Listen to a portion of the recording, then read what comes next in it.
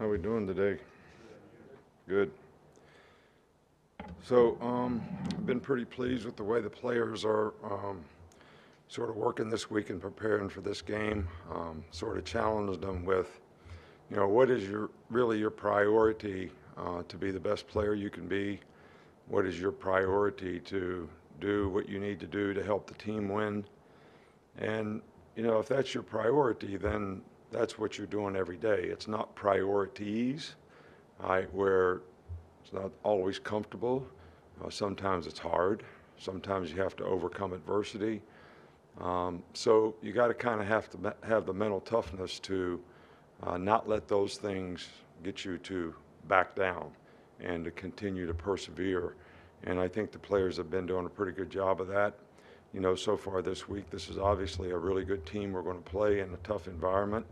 And we're going to need to continue to show a lot of progress so that we'll have a chance to be successful and be able to execute the way we need to have a chance to win on the road. Start with Charlie on the right. Hey, Coach, just what kind of progress have you seen from Amari Nyblack and the weapon he's been for your offense? Yeah, he's doing great. He's a really good receiver. He's improved as a blocker. He's, this year, his confidence and knowledge of the offense and what he's doing, how to do it, why it's important to do it that way is so much better. And I think it's, starting to show up in how productive he is, on the field as a player. Nick Kelly, stay right over here.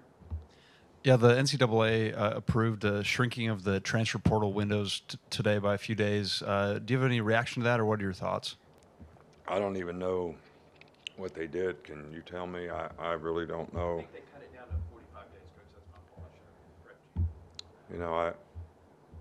I'm sure there was good reason for whatever they did to do what they did. And, I've said before, I'm all for players having rights to do the things that they want to do. And, I'm all for name, image, and likeness and, guys being able to do things that create value for them.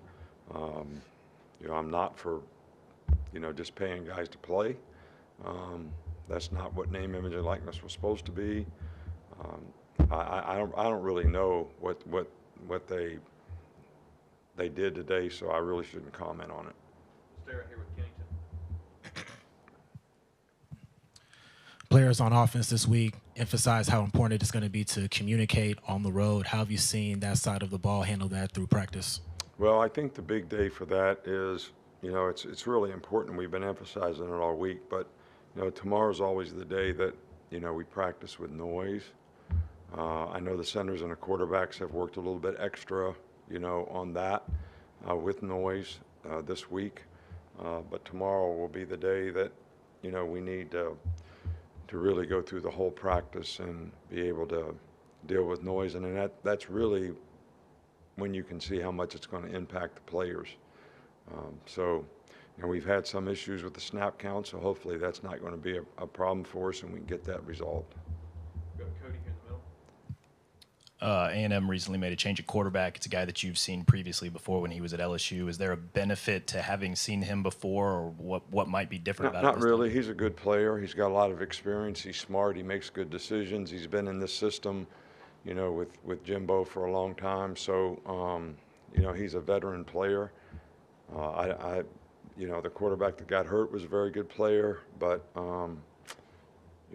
he's a very, very good player. He's played well against us in the past, and we have a lot of respect for him. So, and I don't really see a lot of difference in their ability to be productive and use the weapons that they have to run the ball effectively, as well as, do a good job of passing it. Chase.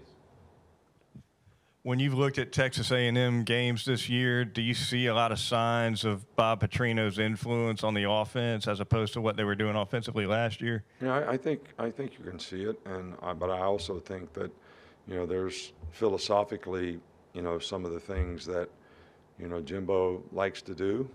I don't think those guys think that differently, but there are, some things that, Bobby's done in the past that you see them doing now that they've added to what they do, and it's all very effective. Unless we have a follow-up, Tony will be it. when you face a team with a pass rush like this, how much of it is adapting what you guys do on offense, and then how much of it is just kind of speeding up the clock and kind of? Well, I think it's a combination of both. I think we got to do a much better job of having a firm pocket and protecting the quarterback against really good pass rushers. And I also think, you know, it's important that we get the ball out of our hand on time so that we don't give them an opportunity to affect us. So it's really a combination of both. And it's a combination of the receivers getting open, playing fast so that we can make quick decisions about what we do and how we get rid of the ball. All right, thank you.